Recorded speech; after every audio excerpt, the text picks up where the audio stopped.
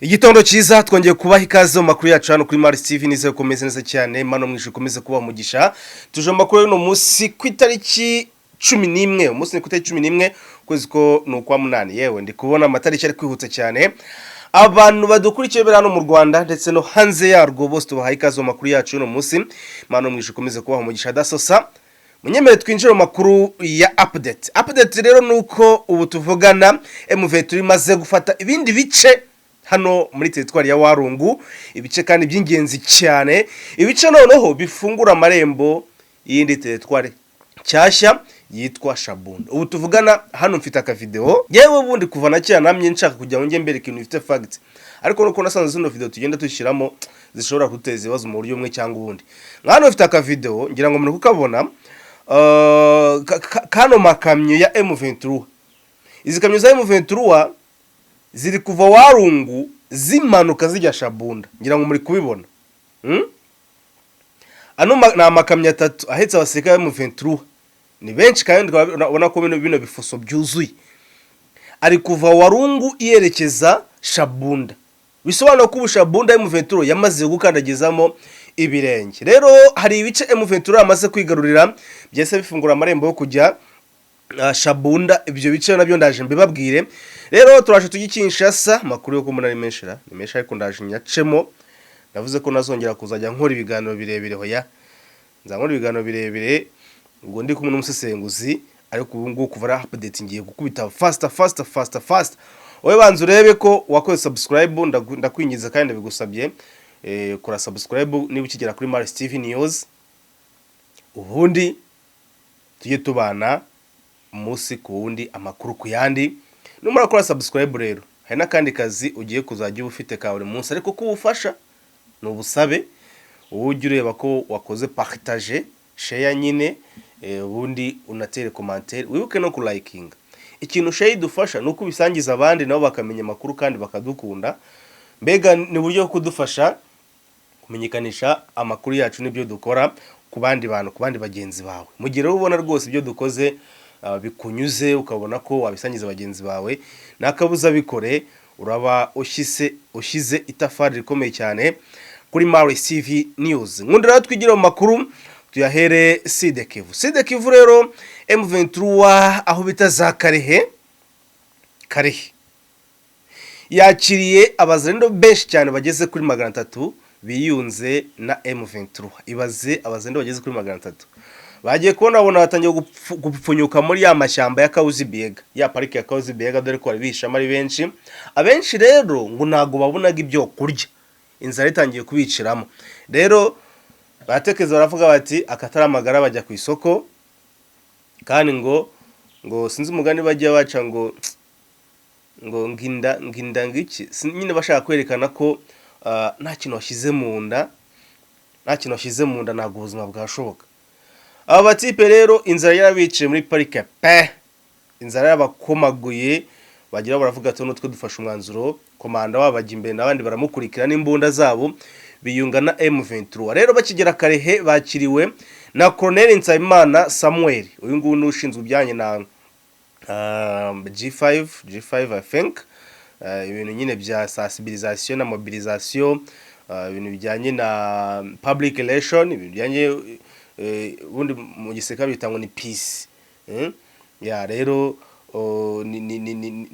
ni gisirikare ko kikageraho gihurira n'abaturage kubegera kubona makuru buryo abayishuti n'umuturage guhana makuru mbega nyine n'umuhuza bikorwa w'abasirikare n'abaturage dasosa rero Colonel Nsabimana yahise abakira abagize kuri 300 ni wazendo rero bari baturutse kwa General Bahigi nibo biyunze na M23 aho rero bamwe muri abo bazarendo harimo n'abana batarageza imyaka 18 nkuko byatangajwe na Colonel Nsabimana wamaganye ubutegetsi bwa Kisekedi bukomeje kuroha abana muri wazarendo bubaha ibikoresho by'intambara bakabajyana mu ntambara mu cyimbo cyo kubajyana mu mashuri. Hano hari video ya Nsabimana Samuel uko muri kuyibona ari kugaya cyane rwose ubuyobozi bwa Kisekedi avuga ati ibi ntabwo byari bikwiye. Reka ino video tuyibereka agace gato.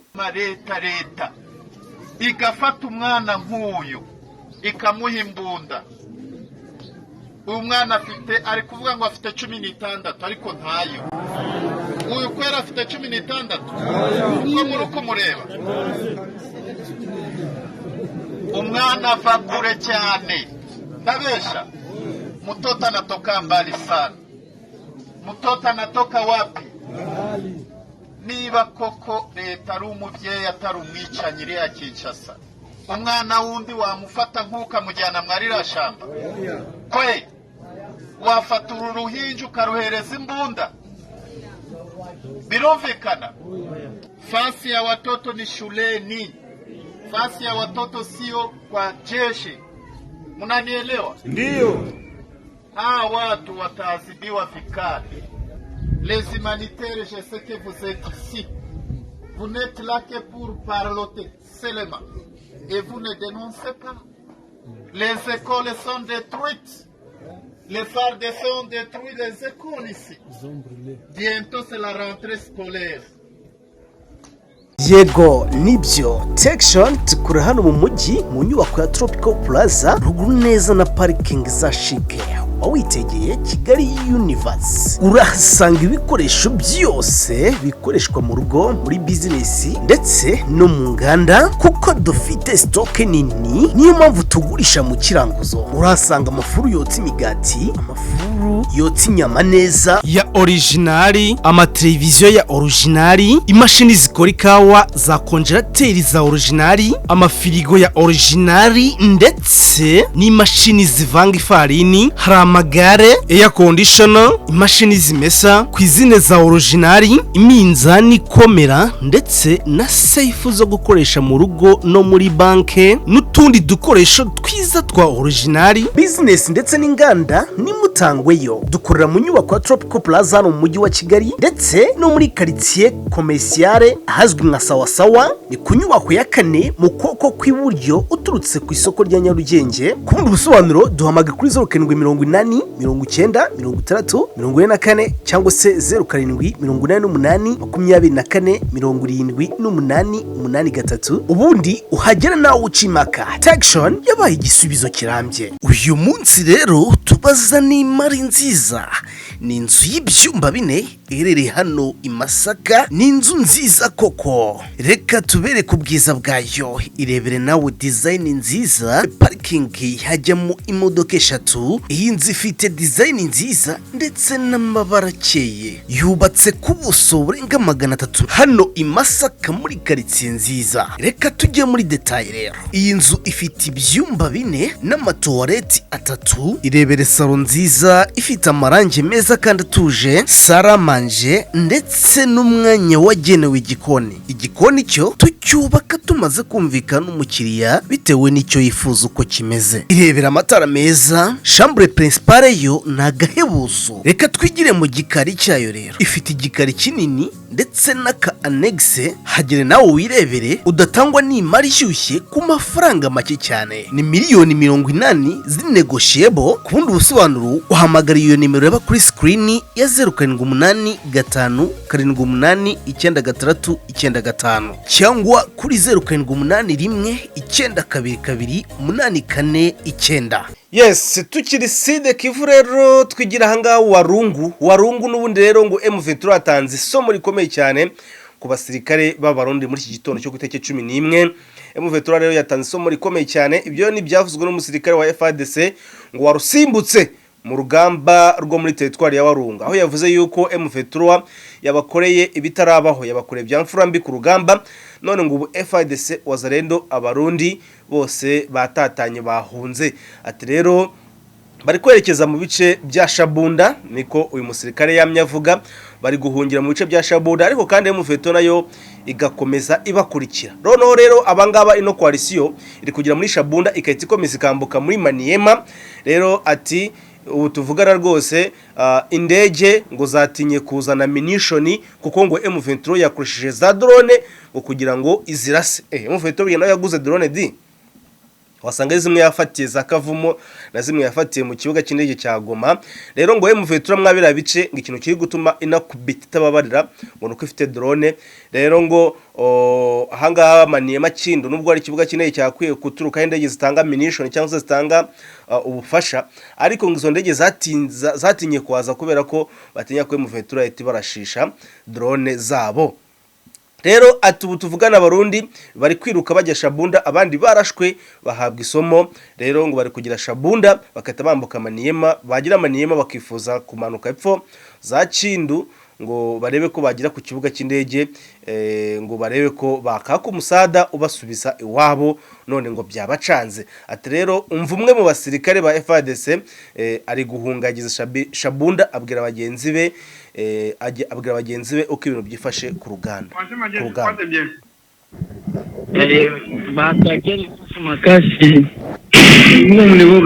Ubwo abantu baziringaraho baza kwita babyumva, ntabwo turi kubabeshya. Ya walungu kandi tuza chilelo ngo bango banze batage bino simo bino bo panzani bo sane no mtima do sane minishe mate batsoda ba minishe zate exacte ngo zo sane minishe zate nibite to sane nini na tuzozunga na papo bo sane nini mutima mutazoni kama mfasi ya commission V. Nizama njirata msina mnashabuna mbina mkanjila Kindu.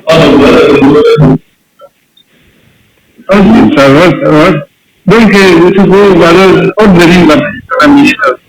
Koto seke baende mbe baende mashamba komba kala taye moko kabila yemo kabila galaki koto lobi. Yalala kino bunu walu ayena la char de combat na ba drone kamikaze ba drone je mu na bombe. C'est compliqué, c'est que si déjà vient tu n'as pas besoin de négocier. Ezaka mabe makasi nzambe kaka. Ouais, va venir ouais. De toute façon, on réserve une information négociée. Ah, c'est que... Hein? Tu évites tout ça, tu place au toza pour ministre à voler à Canada. Il faut les Canadiens, Burundi, nous pouvons, je sais que ça va dire les belés pour voler qui t'a beau. Mais quand les gens ont dit que mon bando pour que ça a vu, parce que la vie en mode hélicoptère et quoi c'est le bino après le côté. Nde ngonde yakana mindondo yakana pass ele kaka ifo ele kakisangani beni ekende uvira ko tsusu na mboka ya na Burundi nde eluki mwaesu beni nde yebo brille makasi. Donc un minute moyen vous se défendre moyen ça de Ezate kaya mukeo tozala kana ngwa wande ba repusaki bitome tukangami na place moko ato namwa mtete yana ngotole ngokaka. Ngayo nguko uwo ni umusirikare wahamutse ari kubwira mugenzi we uri Kinshasa, ari gutanga report ku bantu bari Kinshasa ababwira ati munition zashize ngo abarundi bakubiswe, ati natwe twahunze turi kugira Maniema tukayatwambuka kugira Shabunda tukayatwambuka Maniema, ati mbese ibintu bimeze nabi cyane. Rero urumva ko bahamutse pe. Tukiside Kivu rero aho bitsa nubundi muri territoire ino muhabwe ibahede no Warungu nubundi no Warungu. Tukiside Kivu rero M23 ubu tuvugana amaze gufata ibice bibiri by'ingenzi muri iki gitondo. Byo nabindi rero babyita Ezege hamwe naho bita Muhabwe Tombe, Ezege Tombe. Ni imirwano rero yabaye ejo kuteki 10 ariko nanone bigera ku mugoroba imirwano ikirimo. M23 rero ngira bashubikanya birukankana. Utuvugana rero ngo ingabo za M23 zafungiye sefu mu karere ka Muhabwe ngo ni ku biro bya groupement ya Ezege ngo ihanye umupaka na groupement ya Muramba muri territoire ya Warungu. Ubu rero ngo kwigarurira kwigarurira ibiro bya groupement bya Ezege ngo bikaba bitumye M23 igenzura groupement nyinshi cyane zigize territoire ya Warungu. Reka izo groupement zigize territoire ya Warungu nzibabwire. Rero territoire ya Warungu ubundi igizwe n'amasheferi abiri, hamwe bita Ngweshi naho bita Kaziba. Rero muri shefe ya Ngweshi harimo groupement 16, ariyo bita Burahare, harimo bita Ikoma, Ilongo, Ezege, Kamanyora, Kamisimbi, Kaniyora, uri kumva, Karihongo, Rubona, Ruciga, Ruraha, Rurihara, ntabwo nzi kubisoma Muramba barera, Rurihara, Muramba, Mushinga, Nduba, Rubimbi naho bita Warungu. Noneho rero tukagira shefe ya kabiri yitwa Kaziba, igizwe n'amagrupu 15 yitwa Burumbwe, Butuzi, Chibanda, Chihumba, Chirimiro, Kabembe, Kahungwe, Kashanga, Kashozi, Chiburihi, Rukube, Machingwa, Muhumba, Murambi naho bita Ngando. Izo nizo groupement zigize territoire ya Warungu muri rusange. Izo groupement rero zose M23 ikaba yaragiye ikandagizamo ibirengi, ikaba yaragiye ifataho ibice bimwe na bimwe. Utuvugana rero rwose Warungu yo isa nkaho yamaze gufatwa nka 86%. Reka mvuge gutyo. Rero twigire mu bindi bice. Side Kivu ariko ngo drone za M23 ngo ziri ku rugamba. Ndi kubona inkuru ya igihe.com yanditse ivuga ko ubutegetsi bwa Repubulika ya Demokarasi ya Kongo ngo buhamya ko ihuriro rya M23 ryakoresheje indege za drone ngo nyinshi cyane mu mirwano yabereye muri territoire ya Warungu mu ntara Kivu y'Amajyepfo. Ubwo nyine nibo bakoresheje drone ubwo babibonye. Bavuga ibyo batazi se. Ubwo bazibonye nyine, ariko kandi bajya banashimira Kisekedi ko ngo ari we S4 wabo mwiza cyane, ngo ari we muntu nyine ubagemurira. Ubundi S4 mu gisirikare ngira ngo ni logistique, umuntu nyine ni G ibishinzwe gutanga ibikoresho, yita G4. Rero ishinzwe gutanga ibikoresho kugiye muri mbunda byinshi bigiye bitandukanye bikenewe nyine ku rugamba. Dasosa rero twikomeza n'amakuru tujye Ituri. ADF rero ngo yisha abantu benshi cyane mu karere ka Boga, ni mu gitero cyagabwe na ADF nijoro tariki ya 10 rishyira kwa 11 mu karere ka Boga muri territoire ya Irumu, aho rero abaturage bane bishwe, amazu menshi cyane yasambuwe aratwikwa, yatwitswe, imodoka 3 zatwitswe.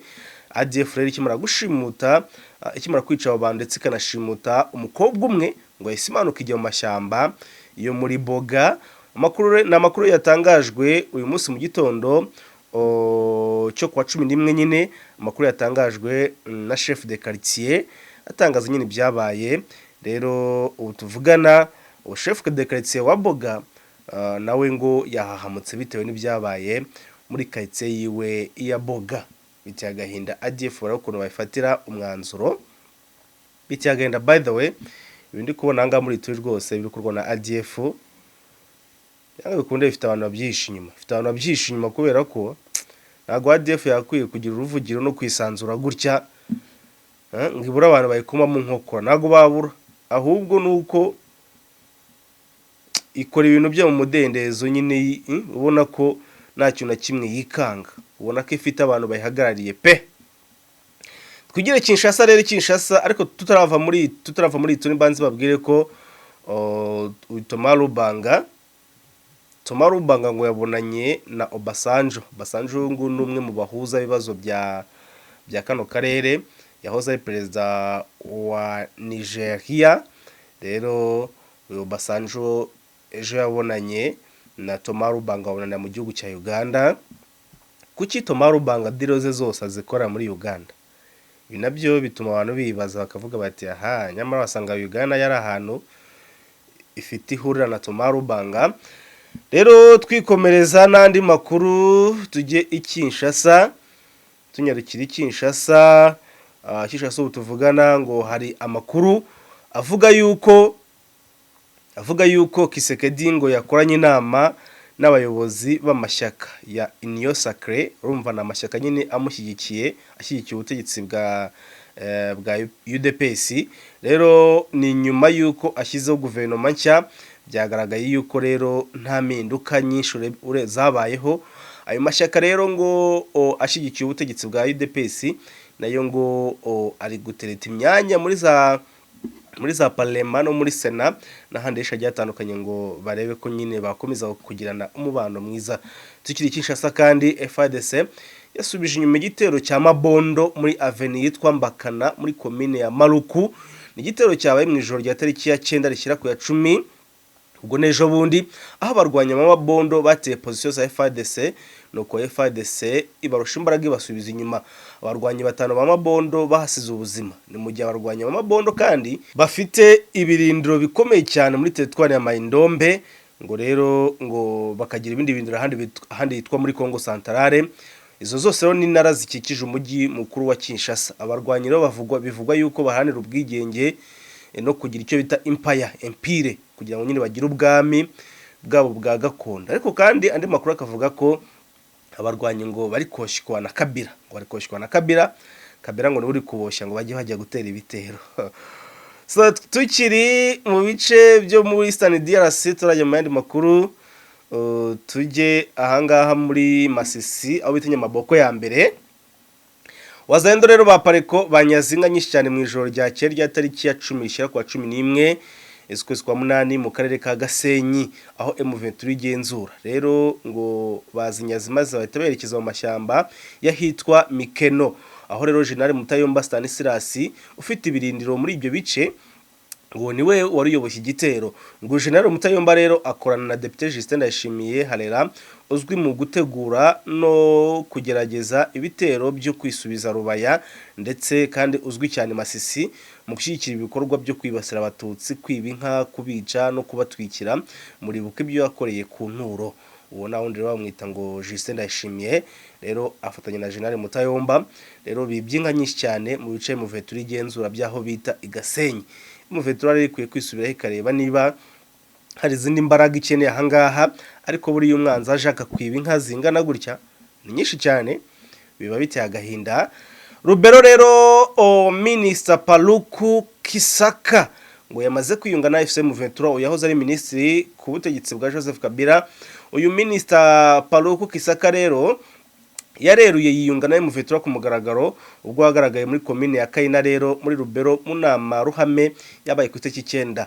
Yari gushishikariza abandi baturage bose ba Grand Nord kuza kwiyunga na FCM 23. Uyu Minister Paluku Kisaka yahoze ari ministri nyine ku butegetsi bwa Joseph Kabila.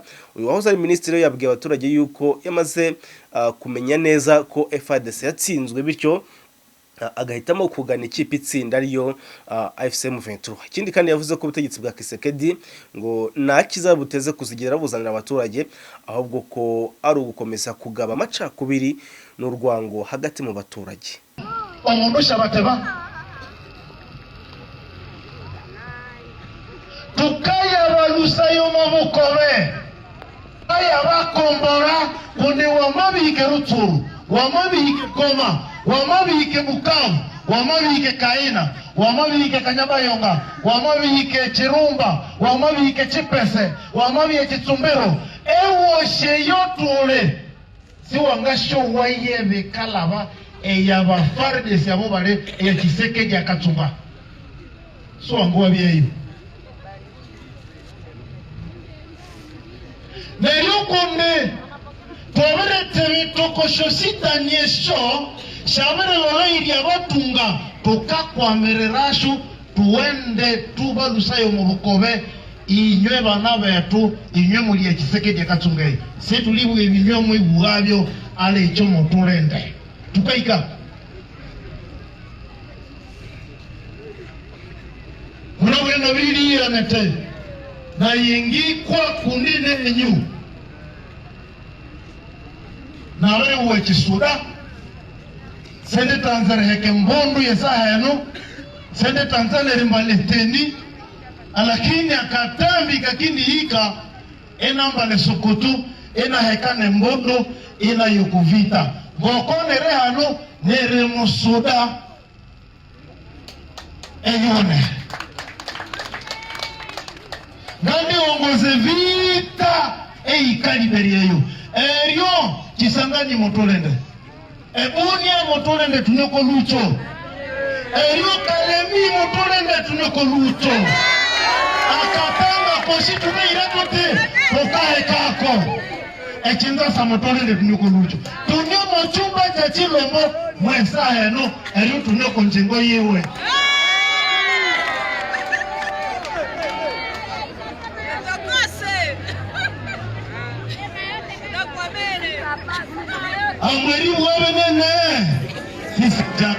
Tujye Nyiragongo rero Guverineri Bahati Erasto Musaga ngo yasuye abaturage bo muri Kibumba aho rero abasore benshi bahise bafata umwanzuro kwiyunga na FCM 23 Butembo rero FIDC ndetse na UPDF bagaba igitero kuri position za Wazalendo mu karere ka Manzia hamwe na Buyinga ni muri metero 60 uvuye mu mujyi wa Butembo muri territoire ya Rubero rero ngo imirwano ikomeye cyane aho Wazalendo zahuye n'uva gusenya zikaraswa cyane tugera rero mu gisirikare cya FARDC n'ubundi rero igisirikare cya FARDC binyuze kuri minister w'igisirikare cyangwa se minister w'ingabo Bwana Guy Mwadyamvita tuvugana amaze gusinyana amasezerano y'imikoranire myiza ndetse n'ubufatanye hagati y'igisirikare cya FARDC ndetse n'igisirikare cya Argentina. Leta ya Kongo rero leta ya Kongo Kinshasa yasinyanye amasezerano n'igihugu cya Argentina kujyana umubano mu bya gisirikare mu gutoza ingabo ndetse n'ubufatanye mu gutabarana. Ni Minisitiri w'ingabo za Kongo Guy Mwadyamvita wasinye amasezerano ku itariki 9 z'ukwezi kwa 8 ubwo bamaze igihe nyine basura ibihugu byo muri Amerika diside bagamije nyine kugenda bashaka umubano mwiza hagati y'igihugu cya Kongo n'ibyo bihugu by'umwihariko bishingiye ku gisirikare. Twigire mu yandi makuru twihuta cyane rero mu yandi makuru nuko abanyamakuru batanu ba Al Jazeera ngo bishwe barashwe n'indege ya Israeli ngo bari mu ihema ryabo rero Israeli ibanaga igisasu bahita bapfa. Rero ngo ni abanyamakuru barimo uwitwa Anas Al-Sharif wari ufite imyaka 28 mbere yo kwicwa rero yaramaze gutangaza inkuru kuri X aburira ibitero bishya byo muri iki kirere cya Israeli muri Gaza. Minisitiri w'ububanyi n'amahanga wa Ukraine Andres Biga yavuze ko igihugu cye kitazemera guhara ubutaka bwahoze ari ubwacyo ngo ibutange ku Burusiya. Rero ndetse na nuza nawe yabivuze na Zelensky nawe yavuze ngo ntabwo tuziye ture kuri ubutaka ati ntabwo bizigira bishoboka yavuze ngo never. Rero Uburusiya ubutaka tuvugana bamaze kubwigarurira no Uburusiya burashaka kugira ngo Ukraine ibasinyire yemeze ko ubwo butaka bubaye bwabo mu buryo bwemewe n'amategeko. Rero Ukraine nayo yabyanze yasizo yivuze ko ubwo butaka batazemera kubuhara. Leta z'Ubumwe za Amerika rero nibo bari kuba bahuza muri ibibazo kugira ngo barebe ko ibihugu byombi byakumvikana. AFCM 23 rero ngiri mu gikorwa cyo kucyura impunzi ngaho abamaze kugira kuri miliyoni 2 b'impunzi bamaze gusubira mu byabo muri rusangira abarenga miliyoni 3 ngo bamaze gusubira mu byabo ugiye kandi ngo hari abandi bakigira muri miliyoni 6 nabo bari gutegurwa kugira ngo bazasubire mu byabo. President w'Ubumwe Ubumwe za Amerika Donald Trump yasabye abaturage batagira aho baba abo bita homeless ko bakirukanwa i Washington DC aho ibiro bye bibarizwa ngo bityo bakajyanwa kure y'umujyi. Rero no muri Washington DC naho bagira abo bita aba homeless. Trump yavuze ko ngo bagomba kubirukana muri Washington DC. Abagabo babiri rero bari bakurikiranyweho kwica abazamu bari ku burinzi ngo barashwe barwanya inzego z'umutekano.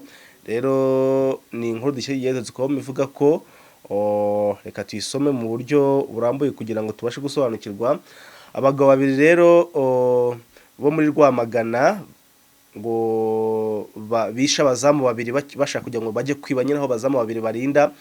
Rero nabo bahise baraswa ubwo bagerageza kurwanya inzego z'umutekano. Rero abagabo babiri barashwe muri kiraro kuri wa mbere ubwo barwanyaga inzego z'umutekano. Bari bagiye kwerekana bimwe mu bikoresho bibye n'ibyo bakoresheje bica abazamu ubwo babasangaga nyine aho barinda. Bityo rero nabo byarangiye nyine bahise baraswa kubera gushaka kugerageza kurwanya inzego z'umutekano. Rero umuvugizi wa polisi mu ntara y'Uburasirazuba SP Hamdun Twizeyimana yemereye igihe ko abo bagabo bakekwaho nyine ubwicanyi ngo rero ubwo batwaga n'inzego z'umutekano bashatse kuzirwanya bityo nabo bahita baraswa. Ngayo nguko ni muri Rwamagana. Dusoza rero munyemerere mbashimire, ndi kubona makuru twari dufite ari ayangaya, ariko turazaguruka makuru yacu ari mugoroba. Nimugiye kureshya abakunzi ba Maris TV, mukomeze mube hafi na Maris TV News. Turaje mu kandi tubageza amakuru yacu ya kabiri. Take you so much, mugire ibihe byiza.